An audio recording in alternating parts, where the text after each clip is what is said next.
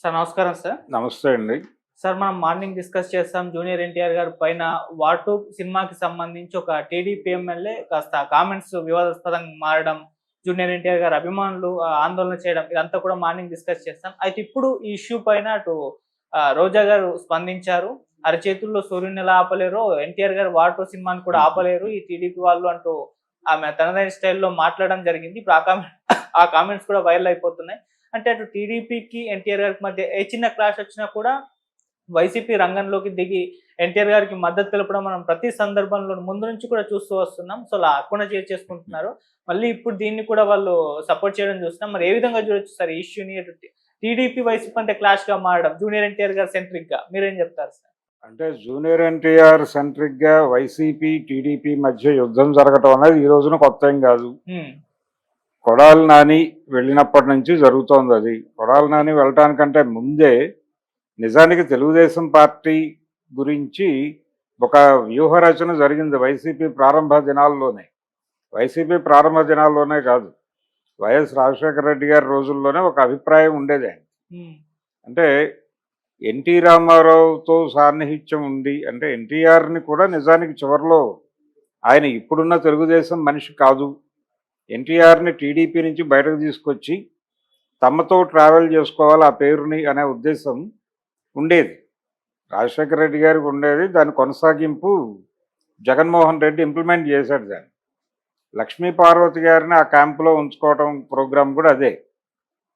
అంటే ఎన్టీఆర్ని వెన్నుపోటు పొడిచి చంద్రబాబు నాయుడు అధికారం లాక్కున్నాడు అనేది, పిల్లనిచ్చిన మామకే వెన్నుపోటు పొడిచాడు అనేది పదే పదే అసెంబ్లీ వేదికగాను ప్రజాక్షేత్రంలోనూ విపరీతంగా మాట్లాడాడు ఆయన జగన్మోహన్ రెడ్డి.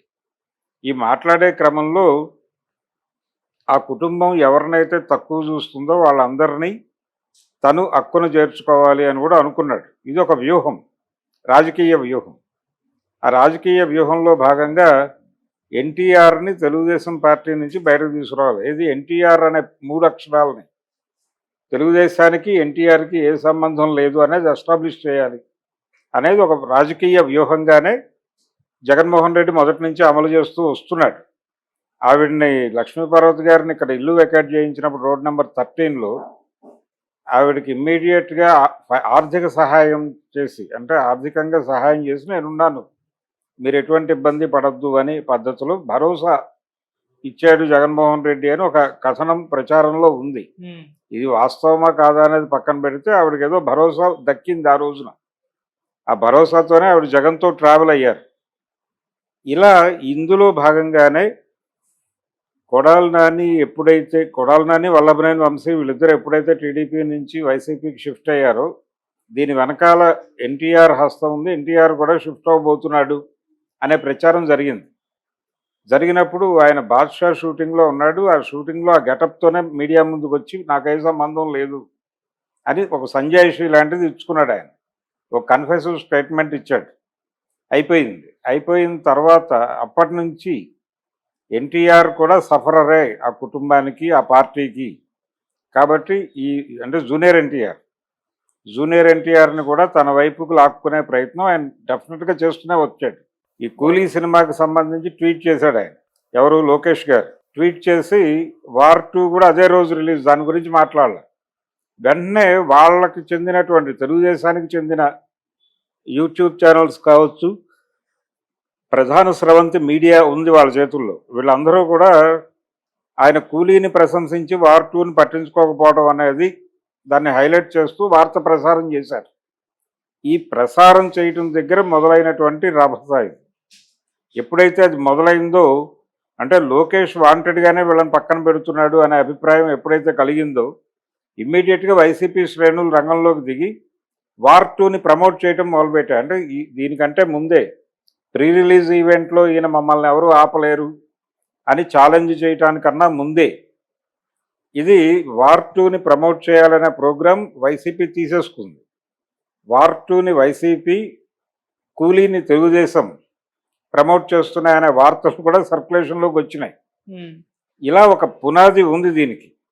ఆ పునాది రాజకీయ వ్యూహం, వీటన్నిటి నేపథ్యంలోనే జగన్మోహన్ రెడ్డి గారు ఎన్టీఆర్ అనేటువంటి పదాలకి ఆ 3 అక్షరాలకి తెలుగుదేశానికి ఏ సంబంధం లేదు.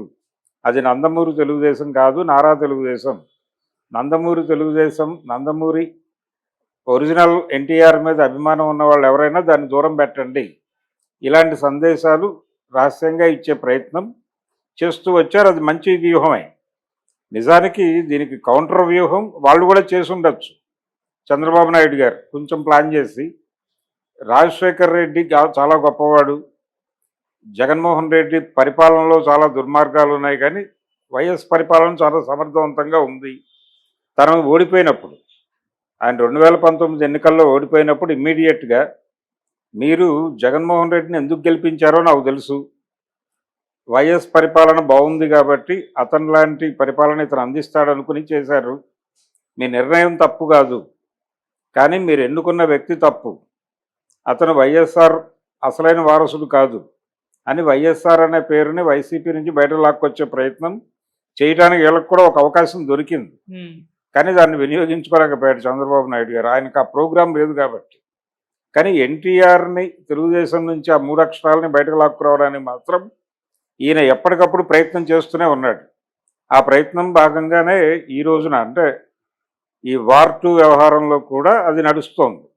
ఇప్పుడు స్వయంగా వాళ్ళే అతన్ని మేము దూరం పెడుతున్నామని చెప్పి ఆ వీడియోల ద్వారా, ఏది పొద్దున మనం మాట్లాడుకున్నటువంటి అనంతపురం ఎమ్మెల్యే దగ్గుపాటి ప్రసాద్ వీడియో, ఆయన ఫోన్ టాక్ అది వాస్తవమా కాదా అనేది ల్యాబ్ నుంచి రిపోర్ట్లు వస్తాయి కానీ చెప్పలేం. ప్రస్తుతానికైతే ఆ గొంతులు 2 సిమిలర్గా కనిపిస్తున్నాయి. ఆయన కనిపించి మాట్లాడిన వీడియోలో ఆయన గొంతు, ఆ కనిపించకుండా వినిపించిన ఫోన్ టోన్ గొంతు ఒకేలా కనిపిస్తున్నాయి. మరి ఆయనే అని నేనైతే అనుకుంటున్నా. కాబట్టి వాంటెడ్గానే తిట్టాడు. అంటే వాళ్ళు కొంచెం ఇబ్బందిగా చూస్తున్నారు ఇతను.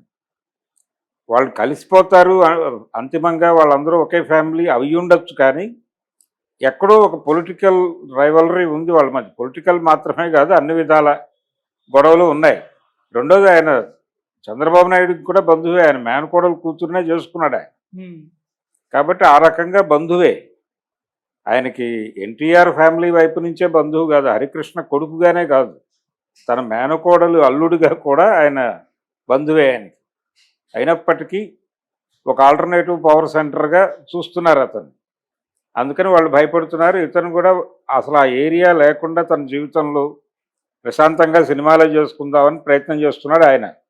ఆయన అనవసరంగా గిల్లి రాజకీయాల్లోకి లాగే ప్రయత్నం టీడీపీయే చేస్తోంది. టీడీపీ చేసిన ప్రతిసారి వైసీపీ రియాక్ట్ అవుతోంది. రియాక్ట్ అయ్యి వాళ్ళ రాజకీయ వ్యూహంలో భాగంగా ఎన్టీఆర్కి మద్దతుగా తాము నిలబడుతున్నటువంటి ప్రొజెక్షన్ ఇస్తోంది. ఈ ప్రొజెక్షన్ మీద మళ్ళీ తెలుగుదేశం క్యాడర్ రియాక్ట్ అయిపోయి ఎన్టీఆర్ వైఎస్ఆర్సీపీ మనిషి అనే ప్రొజెక్ట్ చేయటం మొదలుపెట్టేశారు. ఇది జరుగుతున్నటువంటి క్రతువు. అందులో భాగంగానే ఇప్పుడు ఎప్పుడైతే ఆ అనంతపురం ఎమ్మెల్యే మాటలు బయటకు వచ్చాయి, ఇమ్మీడియట్గా వైసీపీ నుంచి ఒక 2-3 మాట్లాడాలి ఈ పాటికే. కానీ రోజా గారు బయటకు వచ్చి మాట్లాడారు. ఇంకా కొంతమంది మాట్లాడతారు. అంటే ఇవన్నీ భరిస్తున్నాడు ఆయన ఎన్టీఆర్. దీని మీద మళ్ళీ తెలుగుదేశం శ్రేణులు ఆ వీడియోల కింద కామెంట్స్ పెడతారు. ఎక్కడ పుట్టావురా, ఎక్కడ చేరావురా, ఇవన్నీ మాట్లాడతారు. హరికృష్ణ కడుపును పుట్టి ఇలా చేస్తావా, ఇవన్నీ మాట్లాడతారు.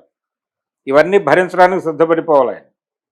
కాబట్టి ఒక విచిత్రమైనటువంటి కండిషన్లో ఎన్టీఆర్ ఆయన మొదట కుటుంబంతోనూ సినిమాల్లో కెరియర్తోనూ 2 యుద్ధాలు ఏకకాలంలో చేసినటువంటి హీరో నిజ జీవితంలో. కాబట్టి వార్ స్ట్రాటజీస్, ఎలాంటి యుద్ధం ఎలా చేయాలి అనే దానికి సంబంధించి ఆయనకు చాలా జ్ఞానం చిన్నప్పుడే వచ్చేసింది. సో ఇప్పుడు ఈ విమర్శల్ని వీటిని ఎలా తట్టుకొని నిలబడాలి అనే దానికి సంబంధించి కూడా ఆయనకు ఒక ప్రోగ్రాం ఉంది. కాబట్టి ఆయనే అన్నట్టుగా ఆయన ఆపడం సాధ్యమయ్యే పని కాదు ఈ గొడవలతో. ఈ రకమైన వీడియోలతోనూ ఆడియోలతోనూ ఆయన కెరియర్ ఆపే పరిస్థితి డెఫినెట్గా లేదు. వీళ్ళ ఏరియాకి వస్తే ఆయన ఇలా జెండా పాతగలడా లేదా అనేది వేరే గొడవ. కానీ ఆ ఏరియాలో ఆయన్ని రీప్లేస్ చేయడం వీళ్ళ వల్ల అయితే కాదు. కాకపోతే దుష్ప్రచారాలు చేస్తారు అంతే. అది మాత్రమే